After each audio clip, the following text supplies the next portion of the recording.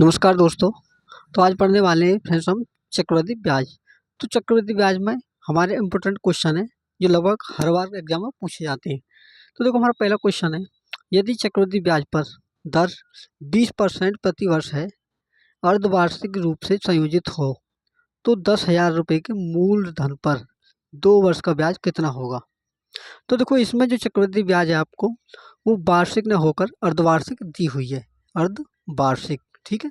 तो देखो अर्धवार्षिक में करना क्या होता है, देखो अर्धवार्षिक में जो करते हैं हम, ये जो देखो अर्धवार्षिक, ठीक है, अर्धवार्षिक में जो हमारा रेट होता है वो तो हो जाता है फ्रेंड्स आधा, यानी कि देखो रेट कितना था हमारा 20%, तो इसे कर देंगे हम आधा, यानी कि 2 से भाग देंगे तो इस जगह हमारा 10%। ठीक है।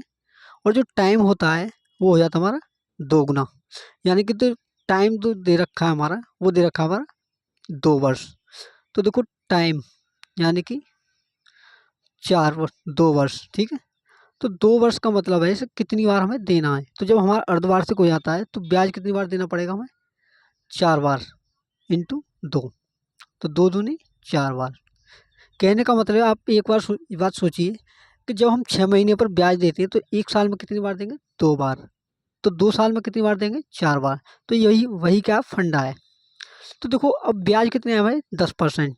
तो देखो 10% के लिए आपको कुछ इंपॉर्टेंट टर्म्स हैं जो याद रखनी है। जब भी आपसे 10% बोले तो देखो 10% ब्याज के लिए क्या करना है आपको, अगर 1 वर्ष कहे तो 1 वर्ष के लिए क्या करना है हमें 10%। ठीक है। अगर वहीं 2 वर्ष के लिए कहे यानी कि 2 वर्ष या 2 बार के लिए, तो 2 बार के लिए 10% पर क्या करते हैं हम 21%। ठीक है। और देखो 3%, 3 साल के लिए क्या करना होता है हमें, 3 साल या 3 बार के लिए 33.1%। ठीक है। तो ये 3 साल के लिए होगा। उसी प्रकार देखो जो 4 वर्ष के लिए होता है या 4 बार के लिए, उसमें आपको याद रखना है कि 4 वर्ष के लिए 10% की दर से जब भी ब्याज बनेगा हमारा 46.41% होगा। ठीक है।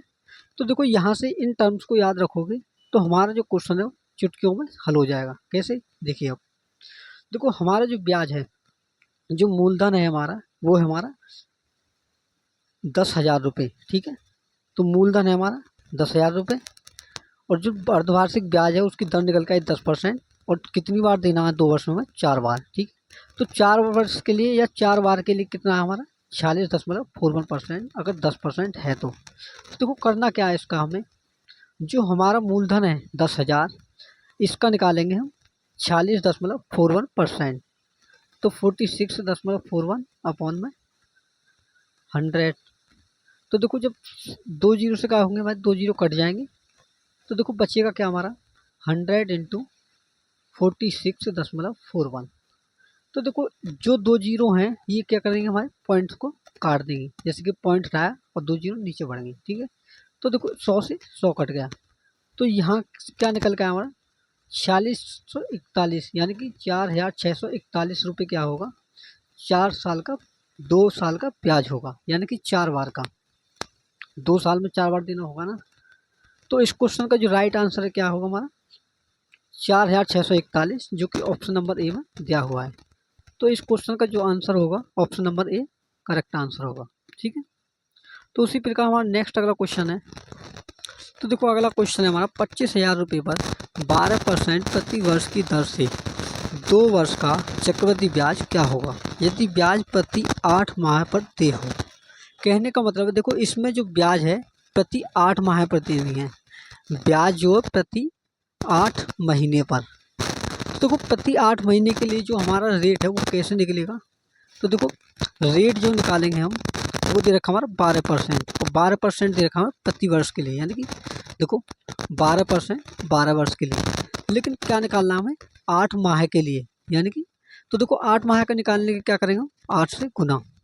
उसी प्रकार अगर देखो 4 महीने के लिए कहता तो हम 4 से गुना करते, लेकिन इस क्वेश्चन में पूछा कर प्रति 8 महीने के लिए, तो देखो 12 से क्या होगा 12 कट जाएगा, तो यहाँ से जो निकल के आएगा हमारा प्रति 8 महीने के लिए रेट जो 8%। ठीक है। उसी प्रकार देखो अब क्या करना है हमें, जो टाइम है टाइम को भी चेंज करना होगा।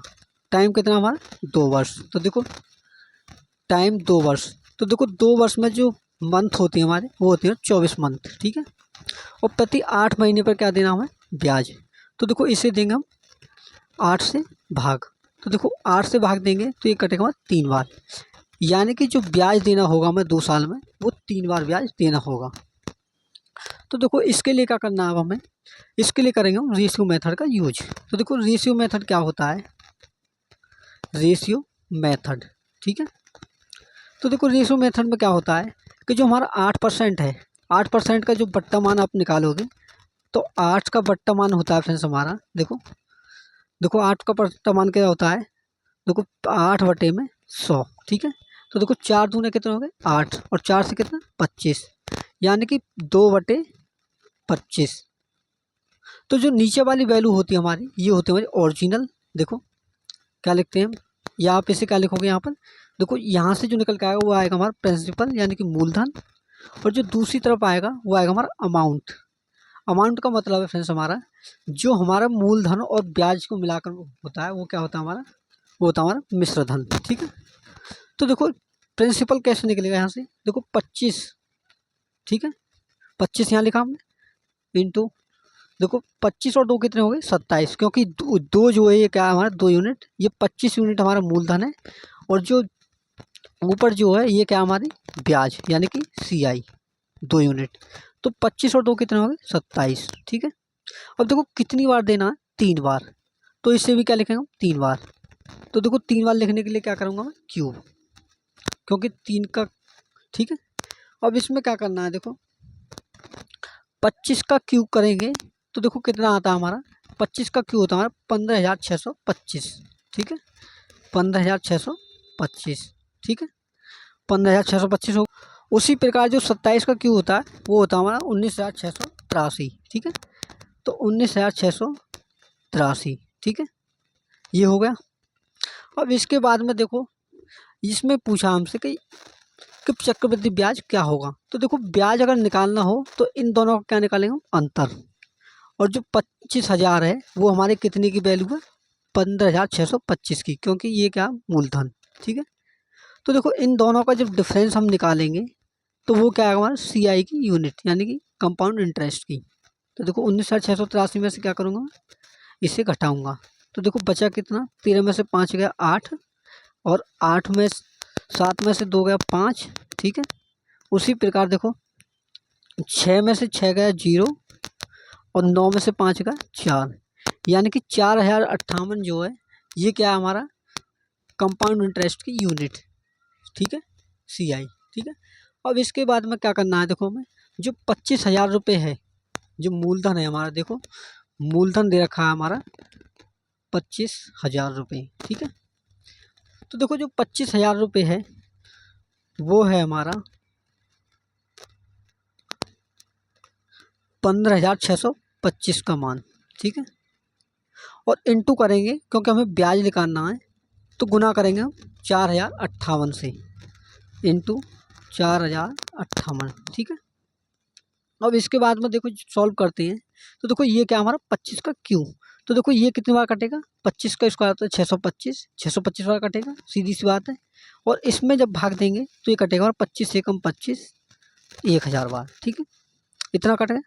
अब इसके बाद में देखो इसे जब 25 से फिर काटोगे तो ये कटेगा हमारा 25 बार, और ये कटेगा 25 चौके 100 यानी कि 40 बार, ठीक है, यहाँ तक कट गया। अब यहाँ के बाद में देखो हमारा क्या बचता है, यहाँ के बाद हमारा बचता है देखो 40 इंटू 4,058 बटे में 25, ठीक है। तो देखो 25 का गुना करता हूँ पहले मैं इसमें, तो 1 0, 4 8 32, 4 पंजे 20 और 3 23, ठीक है, और 4 चौके 16, ठीक है। और इसमें भाग देना है 25 का। देखो 25 का जब भाग देता हूँ तो कितना आता है, 25 छिक्के 150, बचा कितना 12, 12 तो 25 चौके 100, बचा कितना हमारा 23। जब 23 बचा तो 23 का मतलब 232 होगा, तो 25 निम्मा कितने हो गए 225, 225, और बचा कितना 7, यानी कि 25 थी 75, यानी कि लगभग जो आएगा फ्रेंड्स हमारा वो आएगा 6,993 के लगभग जो ब्याज होगा। तो इस क्वेश्चन का जो राइट आंसर होगा फ्रेंड्स हमारा वो होगा 6,493 रुपये, जो इस 25,000 रुपये की राशि पर ब्याज होगा। तो देखो ये किस ऑप्शन में दिया हुआ है, तो देखो ये दिया हुआ है हमारा ऑप्शन नंबर सी में। तो इस क्वेश्चन का जो राइट आंसर होगा वो हमारा ऑप्शन नंबर सी होगा। तो फ्रेंड्स वीडियो कैसी लगी कमेंट बॉक्स में जरूर कमेंट करें। अगर वीडियो अच्छी लगी हो तो वीडियो को लाइक, चैनल को सब्सक्राइब भी कर लें ताकि हमारे आने वाली वीडियो की नोटिफिकेशन आपको पहले मिल सके। तो मिलते हैं नेक्स्ट वीडियो में, तब तक के लिए धन्यवाद।